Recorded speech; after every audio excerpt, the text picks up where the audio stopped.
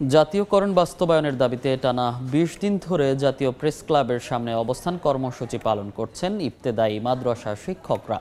সকাল থেকেই দেশের বিভিন্ন প্রান্ত থেকে শিক্ষকদের সমবেত হতে দেখা গেছে। এ সময় শিক্ষকরা দাবি আদায়ে স্লোগান দিতে থাকেন। এর আগে শুক্রবার আন্দোলনরত শিক্ষকদের পক্ষ থেকে দাবি মেনে নিতে ২৪ ঘন্টার আলটিমেটাম দেওয়া হয়। জামাত ও এনসিপি সহ কয়েকটি রাজনৈতিক দল মাদ্রাসা শিক্ষকদের এই আন্দোলনে সংহতি জানিয়েছে। আজ গণ অধিকার পরিষদের সভাপতি নুরুল হক নূরের আন্দোলনে সংহতি জানাতে প্রেস ক্লাবে আসার কথা জানান শিক্ষক নেতারা। আগামীকালকে আমাদের লং মার্চ এই মুহূর্তে জাতীয় প্রেস ক্লাবের সামনে আছেন সহকর্মী সামদানি প্রত্যয়। সরাসরি যাচ্ছি তার কাছে। বাংলাদেশ মাদ্রাসা শিক্ষা বোর্ড থেকে স্বীকৃতিপ্রাপ্ত অনুদানভুক্ত ও অনুদানবিহীন সকল স্বতন্ত্র ইবতেদায়ী মাদ্রাসার জাতীয়করণের ঘোষণা বাস্তবায়নের দাবিতে মাদ্রাসা শিক্ষকদের অবস্থান কর্মসূচি ২০তম দিনে গড়িয়েছে। সকাল থেকে আমরা দেখতে পাচ্ছি জাতীয় প্রেস ক্লাবের সামনে দেশের বিভিন্ন প্রান্ত থেকে শিক্ষকরা এসে সমবেত হয়েছেন। তারা বিক্ষোভ প্রদর্শন করছেন, তাদের জাতীয়করণের ঘোষণা বাস্তবায়নের দাবিতে তারা স্লোগান দিচ্ছেন।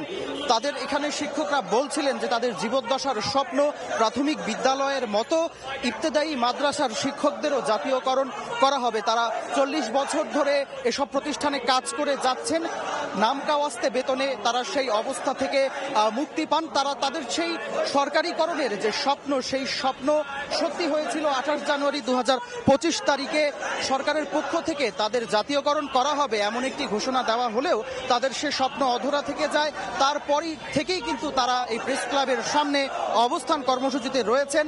এর আগে ২৭ অক্টোবর এই প্রেস ক্লাব থেকে তারা যখন সচিবালয় অভিমুখে বিক্ষোভ কর্মসূচি পালন করছিলেন তখন তাদের সঙ্গে পুলিশের একটি সংঘর্ষের ঘটনা ঘটে এবং সেখানে অনেক শিক্ষক হতাহতের দাবি তারা জানান এবং এই ঘটনার পর শিক্ষকদের আন্দোলন আরো অনেক বেশি বেগবান হয়েছে। শিক্ষকরা বলছেন যে আমলাতান্ত্রিক জটিলতা এবং সদিচ্ছার অভাবেই তাদের এই যৌক্তিক দাবিটি সরকারের পক্ষ থেকে মেনে নেওয়ার পরও তা নিয়ে প্রজ্ঞাপন জারি করা হচ্ছে না। একই সঙ্গে শিক্ষকরা দাবি করছেন যে তাদের সঙ্গে পুলিশের সেই সংঘর্ষে যারা জড়িত ছিল তাদের যেন বিচার করা হয় এবং আহতদের যাতে সরকারের পক্ষ থেকে চিকিৎসার ব্যবস্থা করে দেওয়া হয়।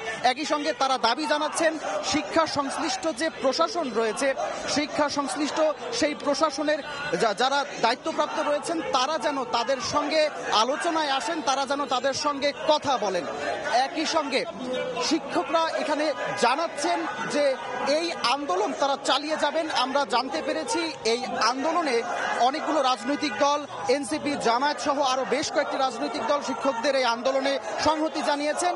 আজ দুপুরে গণ অধিকার পরিষদের সভাপতি নুরুল হক নূরের এখানে এসে তাদের আন্দোলনের সঙ্গে সংহতি জানানোর কথা রয়েছে। জাতীয় প্রেস ক্লাবের সামনে থেকে শিক্ষকদের অবস্থান কর্মসূচি থেকে এই ছিল আমার কাছে সবশেষ। সরাসরি যুক্ত ছিলাম জাতীয় প্রেস ক্লাবের সামনে থেকে।